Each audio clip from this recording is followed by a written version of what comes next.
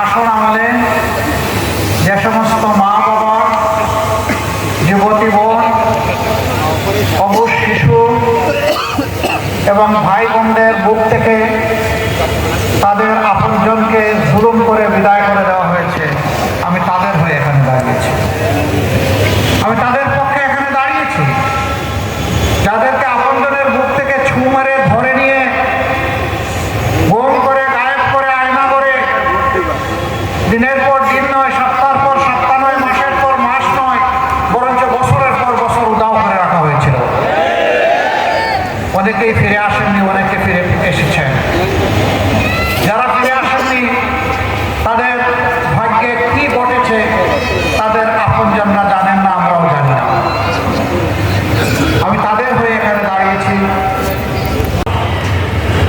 এই আসনে অতীতে যারা নেতৃত্ব দিয়েছেন তাদের সন্ত্রাসের জ্বালায় জনগণ অতিষ্ঠ ছিল, শান্তির লেশ মাত্র ছিল না।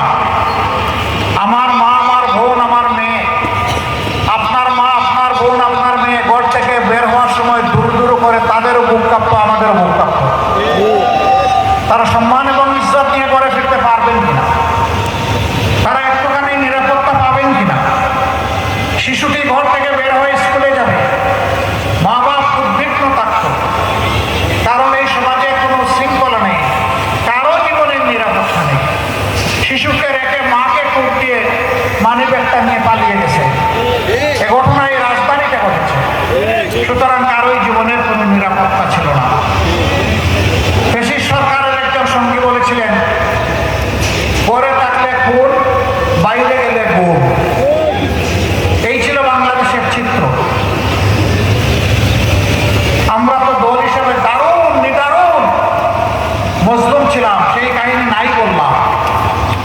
আপনারা সব জানেন, এগুলার জীবন্ত সাক্ষী আপনারা। আমরা কি চাই আবার সেই ফেসিবাদ ফিরে আসুক, চান্দাবাজরা ফিরে আসুক, সিন্ডিকেট করা লোকগুলো আবার ফিরে আসুক, দুর্নীতিবাজরা ফিরে আসুক, যারা রাষ্ট্রের মালিক বলে যায় তারা ফিরে আসুক? নিশ্চয়ই আপনারা চান না। এখানে মা বোনেরা এসেছেন, এমনি এমনি জুলাই সফল হয় নাই। এই জুলাই সফলে বাংলাদেশের 18 কোটি মানুষের সমর্থন ছিল। বিশেষ করে 15 তারিখ জুলাই মাসে ঢাকা বিশ্ববিদ্যালয়ে আমাদের কলিজার টুকরা মেয়েদের উপর যখন হাতুড়ি পিটা, মুগর পিটা, লাঠি পেটা করা হয়েছিল, বাংলাদেশের প্রত্যেকটি জনপদের সমস্ত মানুষ এবং মায়ের জাতি খুশি উঠেছিল। তারপরের দিন 16 তারিখ রংপুর থেকে আগুন জ্বলে উঠেছিল। বিপ্লবের প্রতীক আবু সাইদ, সে বলেছিল, হয় আমাকে আমার অধিকার দে, না হয় আমাকে একটা গুলি দে। সে ডানামেলে বলেছিল, বুকের ভিতরে তুমুল ঝড়, বুক পেতেছে গুলি কর। তার আস্থা ছিল, বিশ্বাস ছিল। প্রত্যেকটি অস্ত্র এবং গুলি জনগণের টাকায় কেনা। আমি কোনো অন্যায় দাবি নিয়ে রাস্তায় আসিনি। কাজেই পুলিশ তো আমারই দেশে, কারো ভাই, কারো বাবা, কারো সন্তান, সে নিশ্চয়ই আমার মুখে গুলি করবে না। 1, 2, 3, 3টা গুলি পর পর করে তাকে শেষ করে দেওয়া হলো। আবু সাইদ অন্যায়ের সাথে আপোষ করেনি, মাথা নত করেনি। সে বলেছে, ভাঙবো কিন্তু মচকাবো না, কারো সামনে মাথা নত করবো না। জীবন দিয়ে সেই মূল্যবান জীবন, তার লাশ আজ আমাদের কাঁধে। তার ছোপ ছোপ রক্ত আজ আমরা হাতের থালায় নিয়ে চলছি। তার আগে আমরা আবরার ফারাককে দেখেছি, আধিপত্যবাদের বিরুদ্ধে টাইম লাইনে ফেসবুকে দুটি কথা দেখেছিল। কেন সে আধিপত্যবাদীদের বিরুদ্ধে কথা বলল? তাকে পিটিয়ে পিটিয়ে তার সহপাঠীরা, সিনিয়ররা, জুনিয়ররা, ডাকাত, বাংলাদেশের সর্বশ্রেষ্ঠ বিদ্যাপীঠ বুয়েটে তাকে হত্যা করল। ক্লান্ত, শ্রান্ত, আহত ছেলেটি যখন একটু পানি চাইল, তখন তাকে প্রস্রাব উপহার দেওয়া হলো। কত নিষ্ঠুর, কত বড় পাপিষ্ঠ, নির্দয়, আমরা কল্পনাও করতে পারি না। মেধাবীদের যেখানে মিলন মেলা, সেখানে এইরকম পশুরা বসবাস করে, এটা আমরা কল্পনাও করতে পারি।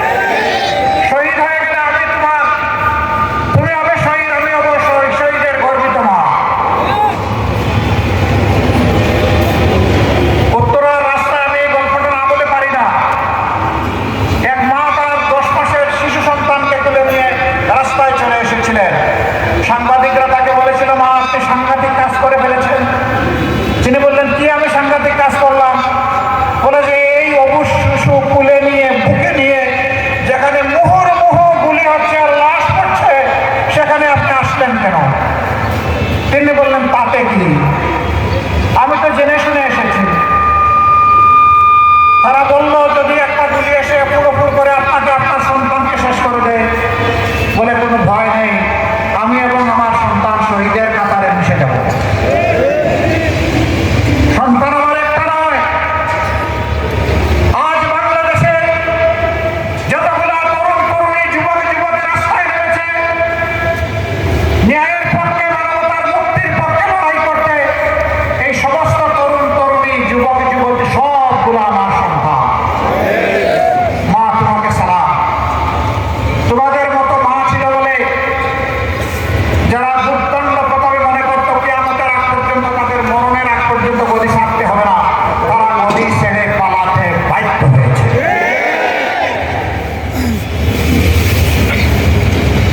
সেই মাদেরকে আমরা কি একটা নিরাপদ আশ্রয় দিতে পারবো না? আমরা অঙ্গীকার করব, আল্লাহ যদি আপনাদের ভালোবাসায় সমর্থনে ভুলে আমাদেরকে পবিত্র বিজয় দান করেন, প্রথম কাজ হবে ঘরে চলাচলে কর্মস্থলে মায়েদের নিরাপত্তা এবং তাদের মর্যাদা নিশ্চিত করা। তারা মর্যাদা এবং নিরাপত্তার সাথে ইনশাআল্লাহ এদেশের উন্নয়ন ও প্রগতির অংশীদার হবেন, কাজ করবেন। যার যার যোগ্যতা মোতাবেক এ রাষ্ট্র দেখবে না তিনি কোন দলের কোন ধর্মের, এই রাষ্ট্র দেখবে তিনি কোন যোগ্যতা, যেই যোগ্যতা আল্লাহ তাকে দিয়েছেন সেই যোগ্যতার মর্যাদার কাজ তার হাতে তুলে দেওয়া হবে। তবে যার প্রয়োজন আছে এবং ইচ্ছা আছে কাউকে বাধ্য করা হবে না। আমি বলেছিলাম মাদেরকে আমরা সম্মান দেখাতে চাই, কারণ সকলেই আমরা মায়ের সন্তান। আমরা বাপের পেট থেকে কেউ দুনিয়ায় আসি নাই, বাপের বুকের দুধও কেউ খাই নাই, বাপের বুককে কেউ বিছানা হিসাবে পায় নাই, পেয়েছি মায়ের বুক। সেই মাদেরকে সম্মান দেওয়া আমাদের দায়িত্ব। বলেছিলাম তারা যখন তাদের বুকের সন্তানকে দুধ খাওয়াবে, পেটে ধারণ করবে, এই সময়টা তারা যদি কর্মজীবী হয়ে থাকেন, পেশাজীবী হয়ে থাকেন, তাদের কর্মঘণ্টা 3 ঘন্টা কমিয়ে 5 ঘন্টা করা হবে। যেই বললাম কিছু লোক হায় হায় কি হলো, মায়েদের ঘরে ঢুকানো চক্রান্ত ষড়যন্ত্র শুরু হয়ে গেল, এই বলে সুরগুল শুরু করে দিল। আমি এদের বিবেকের কাছে প্রশ্ন করতে চাই, এরা কারা? এরা পুরুষত্ববাদী, এরা পুরুষতান্ত্রিক সমাজের, এরা হচ্ছে দানব। এরা মাদেরকে সম্মান করতে জানে না। দুনিয়ায় এমন কোনো পুরুষের জন্ম হয়েছে যে পেটে বাচ্চা ধারণ করতে পারবে, বুকের দুধ খাওয়াতে পারবে, বুকে আগলে বাচ্চাকে লালন পালন মানুষ করতে পারবে? এমন কোনো পুরুষের জন্ম হয় না। মা আমার সেই কঠিন দায়িত্ব পালন করবে, আবার তোমার সাথে পাল্লা দিয়ে তাকে তোমার মতোই 8 ঘন্টা ডিউটি করতে হবে ওই সময়টা। এটা চরম জুলুম এবং অবিচার। মাদেরকে সম্মান দিতে হবে। হ্যাঁ, এরপরে কোনো মা যদি ফিল করেন এই 2-2.5 বছর তার লাগবে না, যে কোনো সময় তিনি 8 ঘন্টায় ফিরে যাবেন ইনশাআল্লাহ। কাউকে বাধ্য করা হবে না, এটা ঐচ্ছিক, এটা তাদের প্রতি সম্মান। সেই সম্মান তাদের হাতে আমরা তুলে দেবো ইনশাআল্লাহ। যুবক যুবতীরা, আমরা তোমাদের হাতে বেকারের ভাতা তুলে দিয়ে অপমানিত করতে চাই না। তোমাদের প্রত্যেকটা হাতকে দেশ গড়ার কারিগরের হাতে আমরা পরিণত করবো ইনশাআল্লাহ। আমরা তোমাদেরকে সুশিক্ষা দিব, আমরা তোমাদেরকে প্রশিক্ষণ দেব, আমরা তোমাদের হাতকে মজবুত হাত হিসেবে গড়ে দেব। তারপরে তোমার জন্য উপযুক্ত কাজটি তুলে দিয়ে বলবো এবার তুমি দেশ গড়ার কাজে লেগে যাও। এভাবেই আমরা তোমাদেরকে সম্মানিত করতে চাই। আমাদের যুবকরা কারণ আছে মিছিল করে যুবকরা গিয়ে বলে নাই, আমাকেও বলে নাই, কাউকেও বলে নাই আমাদেরকে বেকার ভাতা দিতে হবে।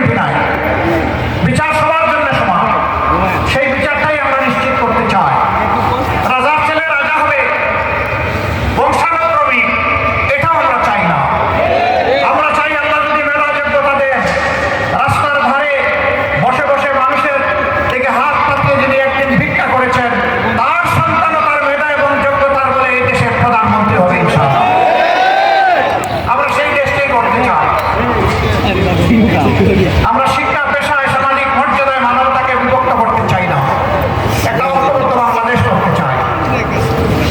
আমাদের বিরুদ্ধে আরো অনেক অপপ্রচার বলা হয়, যদি জামাতে ইসলামী বা 11 দল ক্ষমতায় যায় তাইলে জামাত কওমি মাদ্রাসা বন্ধ করে দেবে। নির্জলা মিথ্যাচার। কওমি মাদ্রাসা আমাদের হৃদয়, আমাদের কলিজা। তারা ইসলামী শিক্ষাকে পূর্ণাঙ্গভাবে ধরে রেখেছেন। আমরা তাদের সাথে ডায়ালগ করে পরামর্শ করি এই শিক্ষার ম্যাক্সিমাইজ কিভাবে করা যায়, সর্বোচ্চ উৎকর্ষ কিভাবে করা যায়, তাই ইনশাআল্লাহ আমরা করবো। আমরা মুখে নয়, কাজে প্রমাণ করবো। বলা হচ্ছে মসজিদগুলো থেকে ইমামদেরকে সরিয়ে দেওয়া হবে, তো সেই ইমামতিকে আমি করবো না। ইমাম যারা আছেন মর্যাদার সাথে তারা ইমামতি করবেন। এখন একটা মর্যাদার অভাব, ইমাম সাহেবরা, খতিব সাহেবরা ইমামতি করেন, খুতবা দেন, কিন্তু মসজিদ পরিচালনা কমিটিতে তাদের কোনো অবদান নাই, অবস্থান নাই। আমরা ইনশাআল্লাহ ক্ষমতায় যাওয়া নয়, সেবার সুযোগ পেলে প্রত্যেকটা মসজিদে ইমাম এবং খতিব যারা থাকবেন তারা হবেন সেই পরিচালনা কমিটির গুরুত্বপূর্ণ সদস্য। কারণ তারাই বুঝবেন একটা মসজিদের মর্যাদা কিভাবে সবচেয়ে উপরে তুলে ধরতে হয়। আমরা তাদের পিছনে একটা দায়িত্ব বিহাজাল ইমাম বলে অনুসরণ করব, আর মসজিদ পরিচালনায় তাদের কোনো অংশগ্রহণ সহ্য করবো না। না, এটা হবে না, এটা বন্ধ করে দেবো। তারা সম্মানের সাথে সেখানে ইমামতি করবেন। ইমাম মানে নেতা, তিনি পাবেন নেতার মর্যাদা। আমরা এটাও বিশ্বাস করি, যিনি নামাজের ইমাম ইনশাআল্লাহ সেই দিন ঘনিয়ে আসবে, তারা হবেন সমাজের ইমাম। ন্যায়বিচার যেদিন কায়েম হবে তারাও তাদের পাওনাটা ঠিক মতো সম্মানের সাথে পাবেন। এই এলাকার অনেক সমস্যা আছে, মাদক সমস্যা, সন্ত্রাস সমস্যা, চাঁদাবাজির সমস্যা, তারপরে আপনার ড্রেনেজ সমস্যা, জলাবদ্ধতার সমস্যা, সুপ্রিয় পানির অভাবের অনেক সমস্যা। কেন এই সমস্যা? সমাজে ন্যায় বিচার নাই বলে এই সমস্যা। চোর ডাকাত আছে বলে এই সমস্যা, রাজনৈতিক লুটেরা আছে বলে এই সমস্যা। এই সমস্যা আমরা পাতা ধরে টান দেব না, আমরা জড় কেটে দেবো। আর কেউ যাতে চাঁদাবাজি করতে না পারে, দুর্নীতি করতে না পারে, 1 টাকার কাজে 10 টাকার বাজেট বাগাইতে না পারে, আবার ওই 10 টাকা থেকে 5 টাকা 6 টাকা চুরি করতে না পারে, এই সব কিছু ইনশাআল্লাহ কঠোর হস্তে নিয়ন্ত্রণ করা হবে। তবে যারা দুর্নীতি করেন এবং যারা চাঁদাবাজি করেন, ভয় পাইয়েন না।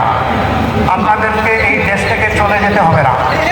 আপনাদেরকেও আমরা বুকে ধারণ করব, আপনাদের হাতকে আমরা প্রশিক্ষিত করব, আপনাদের হাতেও ইনশাআল্লাহ আমরা হালাল রুজির জন্য মর্যাদার কাজ তুলে দেব।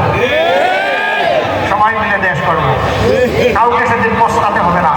সেদিন সবাই বুক ফুলিয়ে মাথা উঁচু করে বলবে, আমি বাংলাদেশের গর্বিত নাগরিক। আমার মা বলবেন, বোন বলবেন, মেয়ে বলবে, আমার ছেলে বলবে, আমার ভাই বলবে, আমার বাবা বলবে, আমার সমস্ত বন্ধুরা বলবে, সমস্ত জনগণ বলবে, পরিচয় দেবে, আমি গর্বিত বাংলাদেশী, আমি বাংলাদেশ। আমাকে দেখে বুঝে নাও বাংলাদেশটাকে মত। সেই নাগরিককে আমরা উপহার দিতে চাই ইনশাআল্লাহ। আপনারা কি আমাদেরকে একটু দোয়া করবেন? বড় আসতে বললেন, দোয়া করবেন না? আপনারা কি আমাদেরকে একটু সহযোগিতা করবেন? কেন সহযোগিতা করবেন? আমাদের পেট মোটা করার জন্যে, কানাডায় বেগম ভাড়া করার জন্যে, নিজেদের জন্য সিঙ্গাপুর বানানোর জন্যে না, আমরা যাতে পাগল হয়ে, পেরেশান হয়ে আপনাদের সেবা করতে পারি, খেদমত করতে পারি, রাষ্ট্রকে সার্ভিস দিতে পারি, তার জন্যই আপনারা আমাদেরকে সেবা করবেন। আমরা বাধ্য থাকবো প্রতি বছর নির্বাচিত জনপ্রতিনিধি যারা হবেন তারা এবং তাদের পরিবারের সদস্যদের আর্থিক আয় ব্যয়ের হিসাব জনগণের সামনে দিতে হবে। এই 5 বছরে কোনো চুরি করেছেন কিনা, চামারি করেছেন কিনা, জনগণের সম্পদে হাত দিয়েছেন কিনা, এটা জানার অধিকার এই জনগণের আছে। আপনারা 16 আনা অধিকার আদায় করে নেবেন ইনশাআল্লাহ। আমরা কথা দিচ্ছি, কথা রাখবো। আমরা বলেছিলাম চাঁদাবাজি আমরা করি না। আমরা এই 15.5 মাস, আমরা 14.5 মাস আমরা চাঁদাবাজি করি নাই। আমরা বলেছিলাম মামলাবাজি আমরা করবো না, করি নাই। আমরা বলেছিলাম প্রতিশোধ আমরা নিব না, নেই নাই। আমরা যেহেতু এই কথাগুলো রেখেছি, আপনারা আস্থা রাখতে পারেন ইনশাআল্লাহ। আপনাদের বুটের আমানতের আস্থাও আমরা রক্ষা করব এবং সেই আস্থার প্রতিদান দেওয়ার জন্য আমরা বদ্ধপরিকর।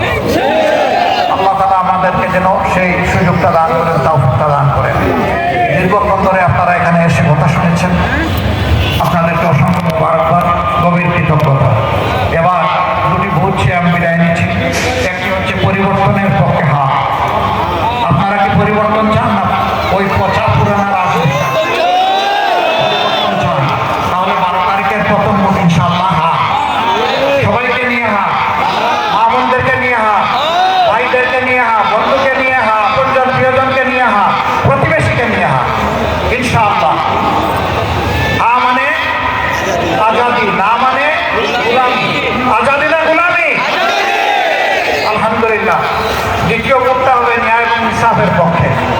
আমরা যে প্রতিশ্রুতি আপনাদেরকে দিয়েছি, যা আমরা রক্ষা করার জন্য আল্লাহর দরবারে তাওফিক চাই। এখানে এই প্রতিশ্রুতি হচ্ছে দাড়ি করা। আমরা 11